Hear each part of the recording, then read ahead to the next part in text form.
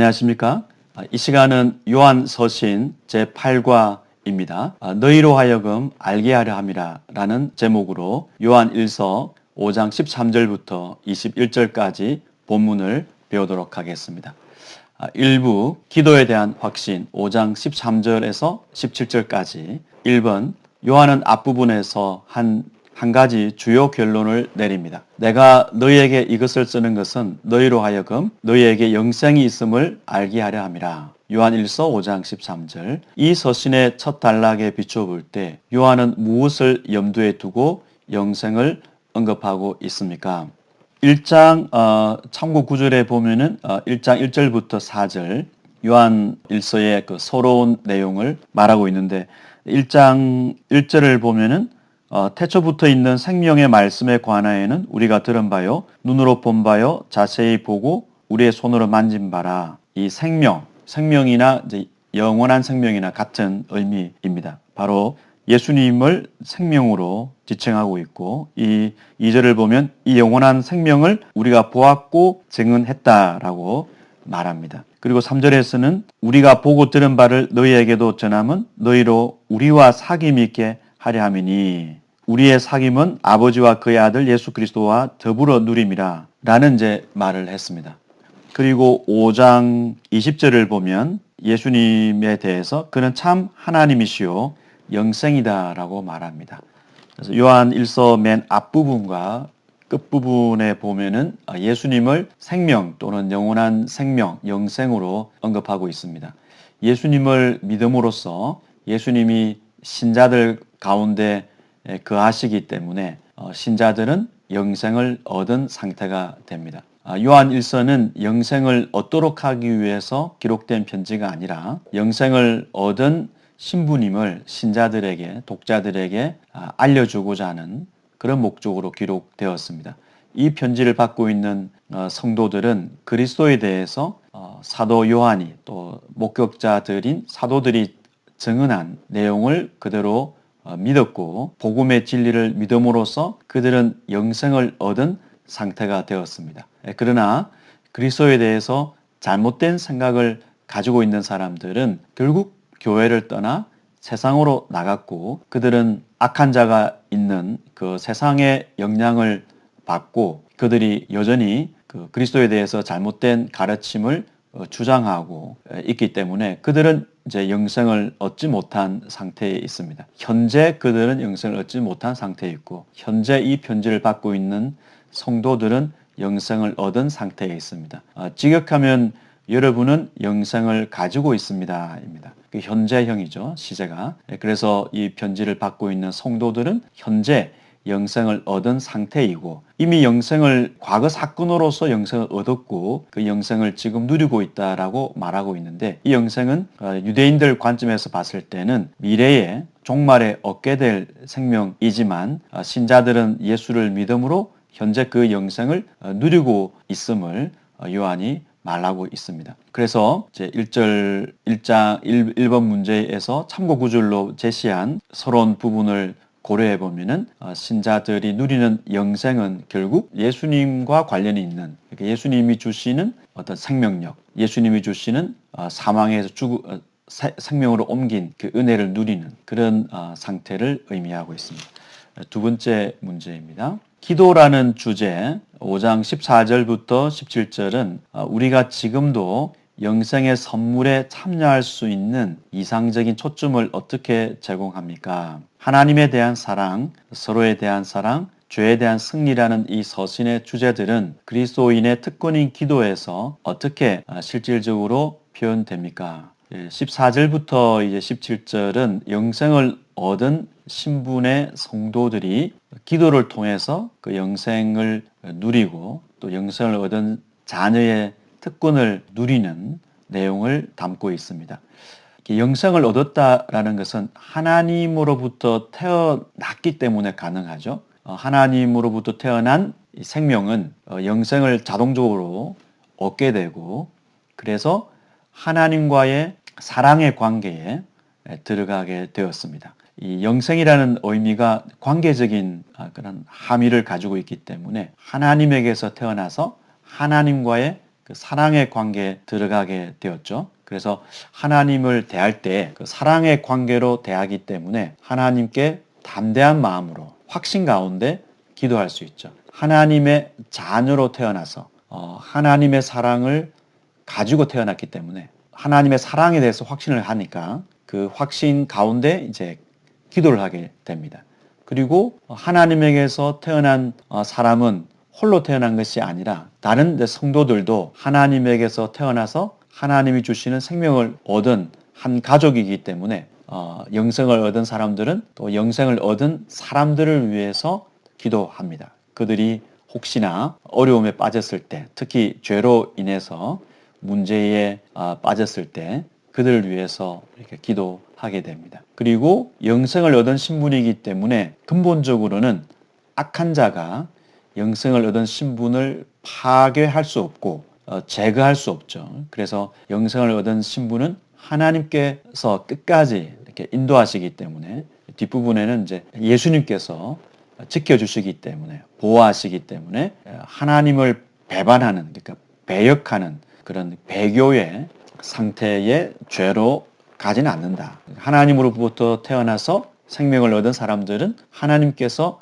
지켜주시기 때문에 그 생명을 끝까지 예수님께서 다시 오실 때까지 유지할 수 있음을 요한서신에서 계속 이야기하고 있고 결론 부분에도 암시되고 있습니다. 그래서 간단하게 정리해 보자면 영생을 얻은 사건은 과거고 지금 영생을 성도들은 누리고 있고 누리고 있는 방식 중에 하나가 바로 하나님과의 사랑의 관계 속에서 기도한다는 것이죠. 세 번째 문제입니다. 요한은 14절에서 하나님이 그의 뜻대로 하는 기도에 응답하신다고 말합니다. 요한은 16, 17절에서 이 기도의 기준이 갖고 있는 한 가지 의미에 대해 상세히 설명합니다. 이 기도의 기준에 따르면 우리는 복음의 조건대로 다른 이들을 위해서 기도해야 합니다. 우리는 죄 범하는 형제를 위해 죄에 대한 승리를 구하며 기도해야 합니다. 그러나 우리는 그리스도를 버린 사람을 위해 죄에 대한 승리를 구하며 기도할 수는 없습니다. 사망에 이르는 죄는 아마도 그리스도를 버리는 자들을 가리킬 것입니다. 우리는 물론 불신자들이 회개하고 그리스도께 나오도록 기도해야 합니다. 사망에 이르는 죄를 짓는 사람들은 그리스도를 들어보지 못했거나 그리스도를 믿지 않는 사람들이 아니라 그리스도를 믿는다고 확신하지만 그리스도에 대한 잘못된 지식에 근거해서 그리스도를 믿고 있다고 생각하는 사람들이죠. 이 사람들은 결국은 원래부터 그리스도를 믿지 못한 사람들이고 배교라는 것이 믿고 떠난 것이 아니라 처음부터 잘못된 지식에 근거해서 신앙생활을 하고 있었기 때문에 결국은 이제 교회를 이탈해서 세상으로 나갔다. 그런 점에서 이 교회를 이탈한 사람들은 복음의 그 전도 대상인 그러한 불신자들과는 구별됩니다. 우리는 물론 이제 불신자들이 회개하고 그리스도께 나오도록 기도해야 합니다. 그러나 우리는 그들이 정말로 회개하기 전까지는 하나님이 그들에게 새 생명의 열매를 주실 것으로 기대할 수 없습니다. 따라서 여기서 그의 뜻대로 기도하는 것은 복음의 조건에 부합하게 기도하는 것을 의미합니다. 요한의 논의는 우리 기도의 중심이 되어야 하는 주제들과 관련해 무엇을 가르칩니까? 14절부터 그 17절까지는 기도의 이제 특권을 누리는 생활에 대해서 말을 하고 있는데 지금 문제가 이제 좀 길지만 문제에서 의도하는 질문은 그의 뜻대로 그러니까 하나님의 뜻대로 기도하는 것이 그 기도의 기준이라고 의도하고 있습니다. 그래서 우리가 하나님과의 그 사랑의 관계에 들어가 있지만 우리가 기본적으로는 무엇이든지 구하면 하나님께서 들어주실 것을 믿어야 되고 그러나 하나님의 응답이 없는 경우는 우리가 하나님의 뜻과 다른 내용의 기도를 했기 때문에 이제 그 기도 제목은 응답이 되지 않는 것을 알 수가 있죠. 5장 14절에서 중요한 용어는 확신 또는 담대함입니다. 그를 향하여 우리가 가진 담대함이 이것이니 이 담대함, 확신은 이미 그 3장 20절, 21절에 나온 용어입니다. 3장 20절에서도 하나님에 대해서 이 담대함, 확신 이야기를 했는데 3장 21절을 보면은 사랑하는 이들이여 우리의 마음이 비난하지 않는다면 우리는 하나님에 대해 담대함을 갖고 있습니다. 우리가 무엇을 구하든지 우리는 그분에게서 받습니다. 우리가 그분의 계명을 지키고 그분이 기뻐하는 것을 행하기 때문입니다. 이런 내용이 나왔죠. 3장 20절에는 하나님은 우리의 마음, 우리의 양심보다 크시다. 그래서 우리가 높은 수준의 윤리를 추구해야 되고 특히 이웃 사랑, 형제 사랑이라는 아주 급진적인 그 사랑을 실천해야 되는데 그런 높은 수준의 윤리에 이르지 못할 때에 자괴감이 들 수도 있고 또 심지어는 하나님의 그 사랑을 얻지 못한 사람이 아닌가? 그런 오해까지 할 수도 있기 때문에 하나님은 우리의 마음보다 크셔서 우리가 우리 행위 때문에 하나님의 사랑을 의심하지 말아야 된다라는 이제 내용을 요한이 언급을 했습니다. 거기 3장 21절에서 담대함, 확신이라는 용어를 쓰면서 우리가 하나님 앞에서 확신을 가져야 된다. 현재 하나님에게 대해 확신을 가져야 될 뿐만 아니라 미래에 심판을 받지 않는 형벌을 받지 않는다는 그런 사랑의 확신을 가져야 된다라고 요한이 이야기를 했는데 그 본문과 관련해서 보면은 여기서도 그 14절에서 하나님의 자녀들은 하나님 아버지에 대해서 확신을 이제 가져야 되는데 그 확신은 하나님이 우리를 사랑하시고 또 우리를 자녀로 받아 주셨기 때문에 하나님 아버지께 기도하러 나갈 때 그 하나님의 대해서라고 되어 있죠. 하나님의 대해서 하나님 마치 이제 하나님의 얼굴을 보는 듯한 그런 전치사가 사용이 되었습니다. 하나님을 향하여 서서 하나님 얼굴을 보면서 그 신뢰 가운데 기도하는 그런 이 그림을 그리고 있습니다. 그래서 먼저 이제 기도할 때 기본 전제가 하나님 앞을 향하여 확신을 가져야 된다. 담대함을 가져야 된다라는 것입니다. 이러한 그 확신은 무엇입니까? 그것은 우리가 하나님의 뜻대로 무엇이든지 구하면 하나님이 우리의 기도를 들어주신다라는 확신입니다. 하나님은 뭐 누가복음이나 복음서에서도 자주 예수님께서 강조하셨던 것처럼 하나님은 우리의 아버지이시기 때문에 자녀가 구하는 것을 들으시고 응답해 주신다. 예수님께서 말씀을 하셨습니다. 그와 같이 우리가 하나님의 뜻대로 무엇이든지 구하면 하나님이 우리를 들어주시고 응답해 주신다. 이 사실에 대한 확신을 가지고 있어야 되겠죠. 그러면은 그러한 확신을 가지고 기도에 대한 확신을 가지고 우리는 무엇을 해야 되는가? 바로 형제를 위해서 기도를 해야 된다라고 15절부터 논리를 전개하고 있습니다. 그래서 15절을 보면 우리가 무엇이든지 구하는 바를 들으시는 줄을 안즉 이제 14절에 있는 내용을 다시 확인하고 있죠. 우리가 그에게 구한 그것을 얻은 줄을 또한 안다. 그러니까 우리는 이제 기도할 때 우리가 하나님께 요청한 기도 제목을 하나님이 받으시는 줄을 안다라고 말하고 있습니다. 그러면서 이제 16절을 보면 누군가 사망의 형제 중에서 형제가 있는데 사망에 이르지 아니하는 죄를 범하는 것을 보거든 구하라. 당연히 여기서 이제 형제는 교회를 이탈한 사람들하고 다르죠. 교회를 이탈한 사람은 형제가 아니죠. 누구든지 기도를 이렇게 사망에 이르지 아니하는 죄를 범한 형제를 보거든이라고 했을 때 이 형제는 형제가 짓는 죄는 사망에 이르지 않는 죄라는 거죠. 사망에 이르는 죄는 우리 2장에서 보았듯이 예수 그리스도를 오해해서 잘못된 지식에 근거해서 신앙을 주장하고 또 사람들을 가르치는 즉 그리스도와 같은 사람들에 해당합니다. 그러니까 지금으로 말하자면 이단이거나 또는 기독교의 복음 진리에서 벗어난 그러한 그 배교의 어떤 그 신앙을 가진 사람을 말하죠. 그런 사람들은 형제가 아니죠. 그리고 그들은 이제 사망에 이르는 죄를 짓는 사람들입니다. 그러니까 여기서 말하는 교회를 이탈했다. 이제 이 표현은 제가 쓰는 이 표현은 2장에 나오는 표현이죠. 세상으로 나갔다. 이거는 우리가 지금 이제 우리 시대에 교회를 다니다가 교회를 잠시 떠났거나 또는 교회를 다른 교회로 이동하거나 그런 사람들을 지칭하는 표현이 아니라 요한 서신의 문맥에서는 예수님에 대해서 잘못된 지식을 가지고 교회를 떠났다 말하자면 복음에서 벗어난 사람들이죠. 이들은 배교 또는 이단과 같은 잘못된 신앙을 가지고 있기 때문에 그들은 사망에 이를 수밖에 없는 신분이고 사망에 이르는 죄를 짓고 있다. 요한은 목회자로서 그들에 대해서 지금 집중하기보다는 지금 이제 형제들이 어떤 죄를 지었는데 회개해야 되고 또 회개하면 용서를 받는 그런 죄죠. 그런 이제 형제들을 위해서 우리가 기도를 해야 된다라는 내용을 전달하고 있습니다. 그래서 형제가 죄를 짓는데 마치 요한 입장에서 우리가 교회 전부가 그 공동 책임이 있는 것처럼 이야기를 하고 있죠.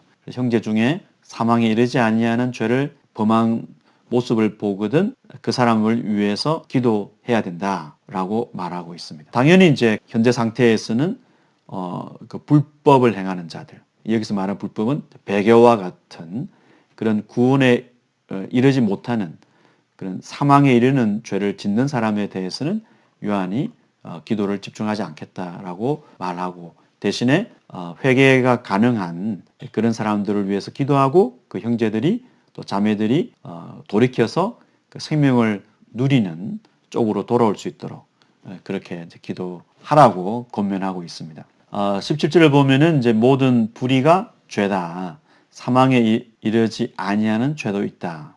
그렇죠. 그 죄라는 것이 어렵지 못한 것이기 때문에 불의가 죄다 이렇게 말하고 있습니다. 그러나 이제 사람들이 불의한 그 죄를 범하더라도 사망에 이르지 않은 죄가 있기 때문에 그러한 죄는 다 용서가 가능하고 그래서 회개를 해야 되죠. 그 형제가 죄를 지었을 때 그 성도들이 함께 그 형제가 회개할 수 있도록 권면하고 또 기도를 해야 됩니다. 그래서 하나님께서 우리의 기도를 들어주신다는 확신을 가지고 그 확신의 근거에서 나를 위해서 기도할 뿐만 아니라 형제와 자매를 위해서도 기도하도록 권면하고 있습니다. 요한복음 이제 5장 28절 29절에 이런 말씀이 있습니다. 내가 그들에게 영생을 주노니 영원히 멸망하지 아니할 것이요 또 그들을 내 손에서 빼앗을 자가 없느니라. 그들을 주신 내 아버지는 만물보다 크심에 아무도 아버지 손에서 빼앗을 수 없느니라.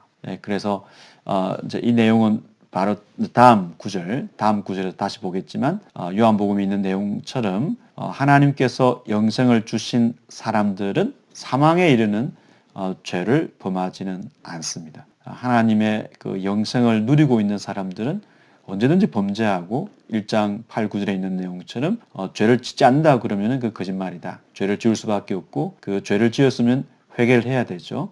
회개를 해야 생명을 다시 누리게 되는데 그러한 돌이킴을 위해서 성도들이 기도하도록 그래서 하나님에 대한 확신을 가지고 나를 위해 기도하고 형제들을 위해 기도하도록 그러면 하나님께서 들어주시기 때문에 형제들을 돌이킬 것이다 라는 이제 의미로 권면하고 있습니다.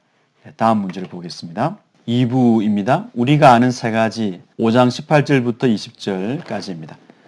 첫 번째 문제 이 편지는 각각 우리가 안다 18절, 19절, 20절라는 진술로 소개되는 세 가지 결의로 마칩니다. 이 세 개의 확신 진술은 그리스도를 통해서 우리에게 영생이 있다는 확신을 뒷받침합니다. 영생에 대한 요한의 메시지를 확고하게 하는 세 가지 결론을 당신의 방식대로 요약해 보십시오. 이 단락을 이제 시작하는 13절에서 여러분이 영생을 얻은 상태에 있음을 알게 하려고 편지를 쓴다고 요한이 말했는데 그 영생을 얻은 상태라는 것의 의미를 이 세 가지로 설명하고 있습니다. 여러분이 알고 있는 세 가지가 있는데 이 세 가지의 근거에서 볼 때 여러분은 영생을 얻은 상태입니다. 이렇게도 볼 수 있겠죠.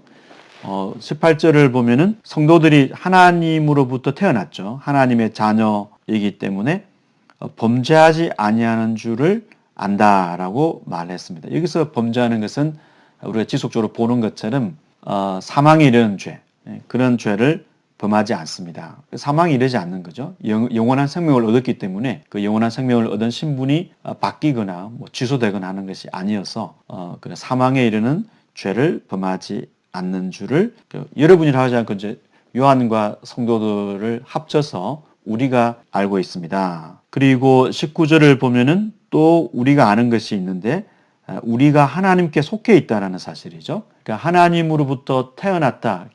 뭐로부터라는 이 전치사가 하나님으로부터 태어났다고 할 때도 사용되지만 하나님으로부터 태어났으니까 하나님에게 속해 있게 되는 거죠. 똑같이 으로부터 또는 뭐 속한 같이 사용되는 똑같은 그 단어입니다. 그래서 하나님으로부터 태어났기 때문에 당연히 하나님께 속해 있는 신분이죠. 그러나 세상은 하나님이 아니라 악한 자에게 속해 있다. 교회를 이탈한 사람들은 그런 그 세상으로 갔다라는 것은 그들이 악한 자에게 속해 있음을 처음부터 하나님에게 속해 있지 않았고 하나님으로부터 태어나지 않았기 때문에 그들은 세상으로 감으로써 그들이 원래 세상에 속해 있는 자들, 그들이 악한 자에게 속해 있는 자들임을 드러냈을 뿐이다. 이것이 요한의 논지입니다. 20절을 보면은 또 아는 것은 하나님의 아들이 이르러 우리에게 지각을 주사, 하나님의 아들을 우리가 믿고 있는 동시에 우리가 하나님에 대해서 바르게, 하나님의 아들 예수님에 대해서 바르게 아는 것도 예수님께서 하신 것이다 라고 말하고 있습니다. 이는 마치 이제 예수님의 제자들이 예수님의 가르침을 통해서 예수님을 바르게 알게 된 것처럼 결국 예수님을 누구인지 바르게 아는 것은 예수님께서 알려주신 내용에 근거한 것이다. 이렇게 이제 말하고 있습니다. 달리 표현하자면 성령을 통해서, 성령 하나님을 통해서 예수님이 알려주신 그런 예수님에 대한 내용을 우리가 가지고 있다. 예수님에 대한 지식을 가지고 있다. 여기서는 하나님의 아들에 대한 지식이라고 표현하고 있습니다. 이 세 가지 20절을 보면 참된 자 곧 그의 아들 예수 그리스도 안에 있는 것이다. 그러니까 예수님에 대한 이제 바른 지식을 알고 있습니다.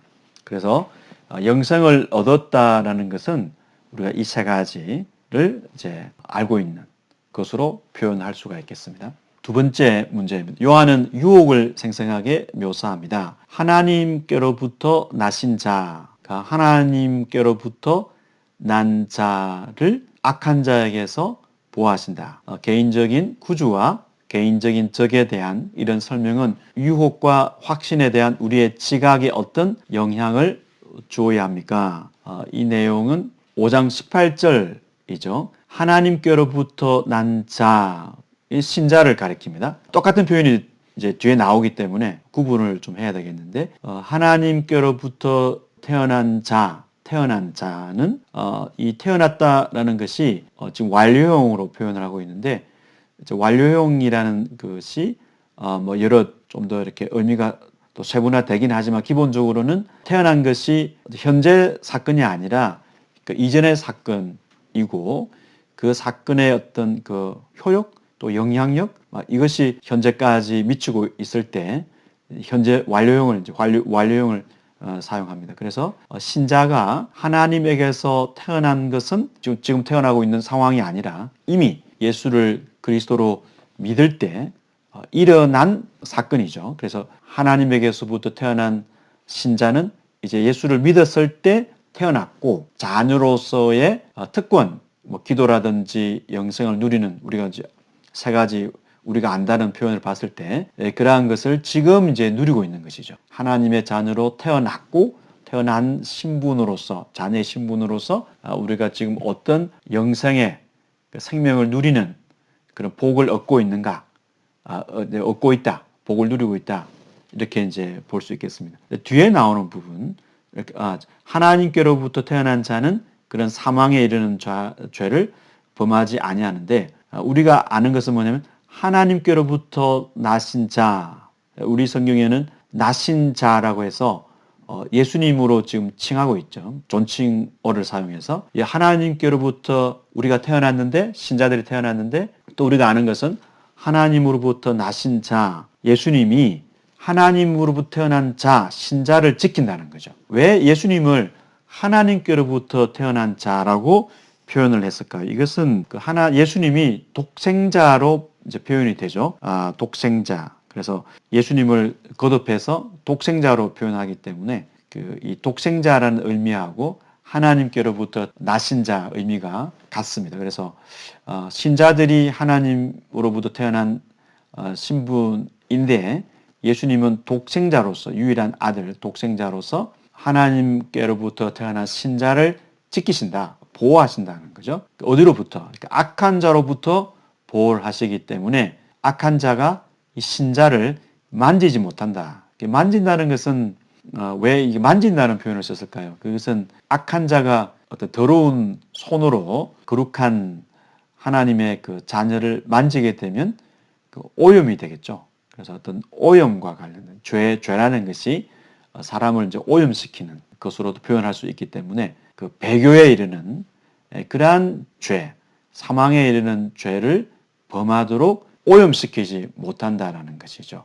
그래서 신자들은 영생을 얻은 신분이고 하나님에게서 태어난 자녀의 신분인데 이 신분이 영원히 유지될 수가 있는 것이죠. 왜냐하면 독생자이신 예수님께서 이 신자를 악한 자의 오염으로부터 보호하시기 때문에 그렇다라고 이제 볼 수 있겠습니다.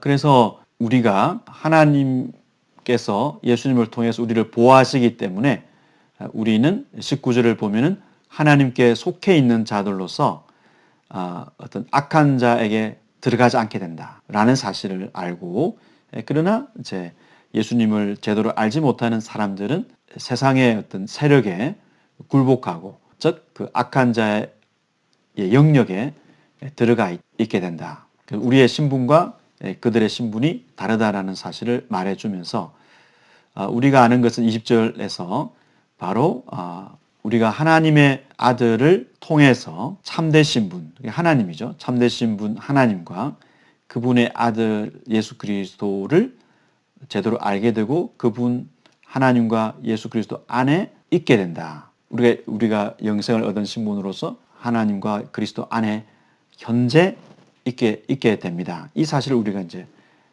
알고 있습니다라고 말하면서 우리가 어떻게 그러한 하나님 안에 또 그리스도 안에 있는 특권을 누리게 됩니까? 바로 하나님으로부터 태어났기 때문에 그리고 예수님께서 하나님으로부터 태어난 자를 보호하시기 때문에 영원히 하나님과 그분의 아들 예수 그리스도 안에 거하는 그런 그 특권을 누릴 수 있습니다. 라고 요한이 말합니다. 세 번째 문제입니다. 아들이라는 칭호는 성경의 세계에서 사업상의 협상을 할 때 아들이 아버지를 대표하는 것처럼 다른 사람을 대표하는 사람에게 종종 쓰입니다. 그러니까 하나님의 아들이라는 표현이 하나님을 이제 대표하는 그런 그 의미를 가지고 있다라고 문제에서 말하고 있습니다.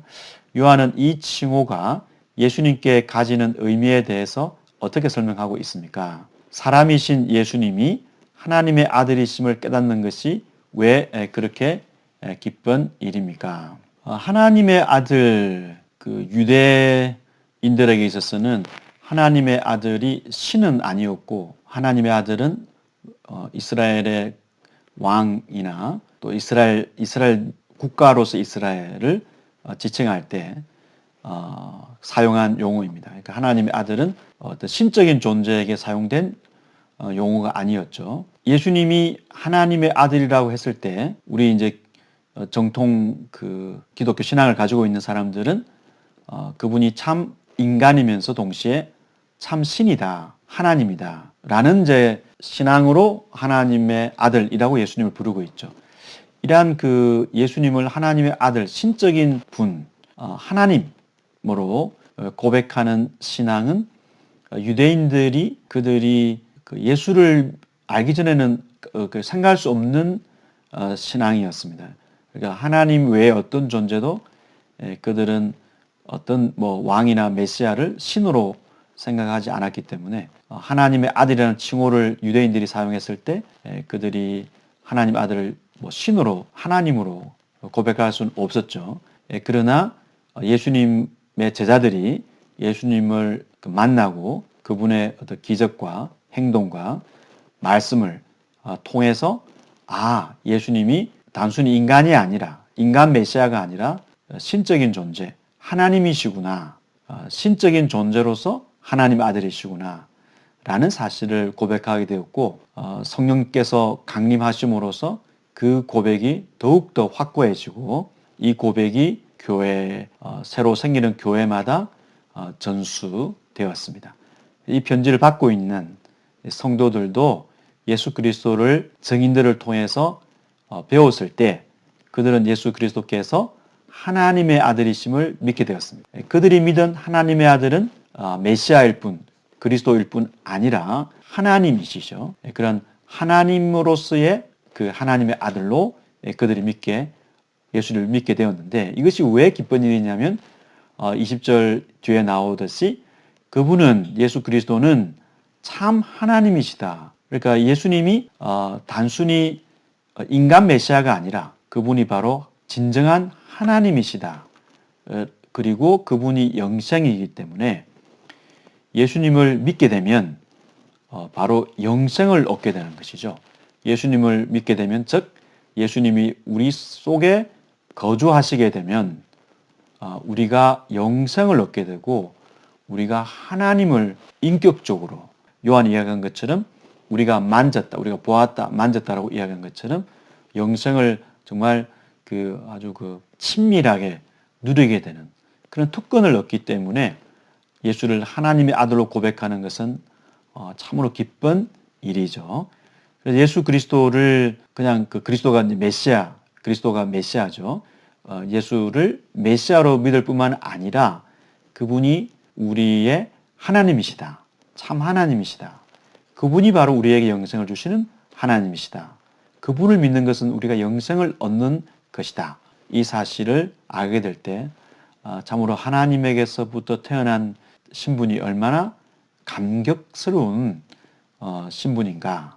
그리고 그 하나님에게서부터 태어나는 특권을 예수님의 희생을 통해서 얻게 된 것이 얼마나 기쁜 일인가 깊이 우리가 생각할 수가 있습니다. 예수님이 하나님이시고 그분이 하나님의 아들이심을 우리가 어떻게 믿게 되었습니까? 그것은 예수님이 우리를 위한 화목제물로 자신을 내어주셨기 때문에 그 은혜로 인해서 우리가 하나님의 속한 그리고 하나님의 자녀가 되는 그래서 예수 그리스도를 하나님의 아들로 믿는 그런 특권을 얻게 되었습니다. 세 번째 문제입니다. 3부 너희 자신을 지켜 우상에게서 멀리하라 5장 21절 1번 요한의 첫 번째 서신은 한 줄로 된 권면으로 끝납니다.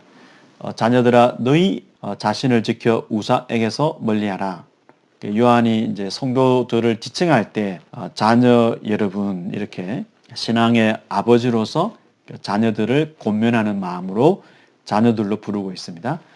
여러분 자신을 지켜서 우상에게서 멀리하라. 2장 15절에서 17절에서 서신을 시작하는 권면을 다시 읽고 이 마지막 명령이 그 권면을 어떻게 요약하는지 논해 보십시오. 그러니까 성도들은 하나님으로부터 태어났죠. 하나님으로부터 태어나서 하나님에게 속한 신분이고 부모의 성품을 자녀가 담듯이 하나님의 성품을 담는 성도들로서 이웃을 사랑하는 그러한 신앙생활을 해야 됩니다. 이러한 신분의 성도들은 이 세상에 속한 사람들이 아니기 때문에 2장 15절에 17절에 있는 내용처럼 육체의 욕망 그리고 안목의 욕망, 이생의 자랑, 재물의 자랑을 그런 세상의 것들에 넘어가지 않는다라는 것이죠. 사람의 마음 속에는 욕망이라는 것이 있어서 세상의 것을 추구하는 쪽으로 욕망이 이끌어가기 때문에 그러한 쪽으로 가지 않고 하나님에게 초점을 맞춰야 됩니다. 그렇게 본다면은 자신을 지켜서 우상을 멀리하는 것은 바로 우리가 하나님에게서부터 태어난 자들로서 그 하나님을 사랑하고 그 사랑을 이웃을 향해서 표현하는 생활을 해야지 우리의 욕망이 이끄는 대로 세상의 것들로 향하게 될 때 우리는 비록 영생을 얻은 신분이라 할지라도 우리가 그 특권을 충분히 누리지 못하게 되니까 고면을 통해서 우리의 신분을 확신하게 확인시키고 우리가 어떤 방향으로 살아야 되는지 성도들에게 알려주고 있습니다. 두 번째 문제는 의미상 우상은 이 우상이 상징하는 신에 대한 사랑을 표현하는 초점으로서 기능합니다. 그러니까 어떤 신이 있으면 신을 우상이 상징한다는 거죠. 우상은 형상이기 때문에 형상이 어떤 신을 이제 표현하고 있는데 이 신의 이 우상에 대한 사랑은 결국은 이 신을 추구한다는 뜻이 되겠죠. 그래서 하나님의 자녀들은 하나님께 사랑을 표현하기 위해서 어디서 하나님의 형상을 찾아야 하는가? 4장 12절이나 20절은 형제 사랑에 대한 내용이기 때문에 하나님의 자녀들은 하나님을 향한 사랑을 어떤 그 우상을 향하지 않고 어떤 하나님의 형상이라고 할 수 있는 그 형제들, 성도들을 향해서 하나님에 대한 사랑을 표현해야 된다. 이 의도로 문제를 맞는 것으로 보입니다. 20절과 연결해 보면은 그분은 이제 참 하나님이고 영생이다라고 요한이 말을 했는데 이제 그 내용과 지금 21절이 연결됩니다. 그래서 우상은 참 하나님도 아니고 신도 아니고 그리고 영생을 줄 수 없죠. 그러니까 생명 자체가 없는 존재죠. 그렇기 때문에 신도 아니고 하나님도 아니고 생명도 없는 존재다. 그러한 우상을 의지할 필요가 없다라는 것이죠. 그래서 그 4절부터 이어지는 그 기도에 대한 내용을 보면은 하나님의 자녀들은 그 기도를 통해서 하나님께로부터 오는 그런 응답을 받아야지 원하는 것이 있으면 하나님께 구해야 되고 우상에게 구하지 말아야 되죠. 왜냐하면 우상은 하나님도 아니고 살아있는 존재도 아니기 때문에. 어떤 지금 문제도 있듯이 그 우상 숭배와 그 형제 사랑이 어떤 이제 관련이 있을까요? 신약 성경에서 말하고 있는 물론 구약도 마찬가지입니다. 우상을 숭배하는 신앙은 사람들을 존중하지 않는 그러니까 인간성 상실로 귀결됩니다. 그러니까 하나님을 예배하게 되면 하나님을 사랑하게 되면은 이웃을 사랑하는 인간성 회복이 일어나고 우상을 숭배하게 되면 형제를 사랑하지 않게 되고 세상의 것을 사랑하기 때문에 자신의 욕망을 추구하기 때문에 당연히 자신을 사랑하고 이웃을 사랑하지 않게 되죠. 그래서 하나님을 예배하는 것, 예수 그리스도를 경배하는 것이 이 세상의 소망입니다. 왜냐하면 예수 그리스도를 경배하게 되면 바로 그 사랑이 형제애로 나가기 때문에 사람들이 회복되는 일이 일어나죠. 반대로 우상을 숭배하게 되면 자신을 사랑하게 되고 사람들에 대한 헌신으로 나가기보다는 오히려 사람들을 자신의 욕망을 채우기 위한 수단으로 사용하기 때문에 그 하나님 사랑과 그 우상 숭배는 정반대로 사람에 대해서 어떤 태도를 취하느냐로 나타나게 됩니다. 그래서 이 문제에 있는 것처럼 하나님을 사랑하는 사람은 하나님의 형상인 형제와 자매를 사랑하게 되고 우상을 숭배하게 되면 자신의 욕망을 따라서 살기 때문에 형제를 사랑하는 쪽으로 나가지 못하고 결국은 형제를 사랑하지 못해서 세상으로 이탈한 사람들, 이 사람들은 우상 숭배자들이다. 이런 식으로 요한이 편지의 결론을 맺고 있습니다. 요한 1서 이렇게 살펴보았는데 요한 1서 전체를 통해서 우리 성도들의 신분을 확인하고 우리가 믿고 있는 그 진리가 무엇인지 우리가 믿어야 되는 확고하게 알아야 되는 진리가 예수 그리스도에 대한 진리가 무엇인지 여러 가지 또 우리 교회의 의미가 무엇인지 우리 신앙생활을 할 때 교인들과 더불어 신앙생활을 하는데 교회가 무엇인지 또 여러 가지 신앙생활을 할 때 중요한 사실을 요한 서신을 통해서 일서를 통해서 살펴볼 수 있었습니다. 기도하겠습니다. 하나님 요한 1서 결론을 통해서 우리가 하나님의 자녀로서 하나님을 향하여 가져야 되는 확신이 바로 기도에 대한 응답이라는 사실을 살펴보았습니다. 하나님께서 우리의 기도를 응답해 주실 것을 믿는 마음으로 형제와 자매의 문제를 놓고 기도하는 신자들이 될 수 있도록 인도하여 주시고 또 우리가 하나님의 사랑을 기대어 살면서 우상을 향하는 길로 가지 않고 하나님께서 우리를 보호하시고 지켜주시는 그 은혜에 대해서 형제를 사랑하는 삶으로 반응할 수 있도록 도와주시옵소서. 예수님의 이름으로 기도합니다. 아멘. 수고 많이 하셨습니다.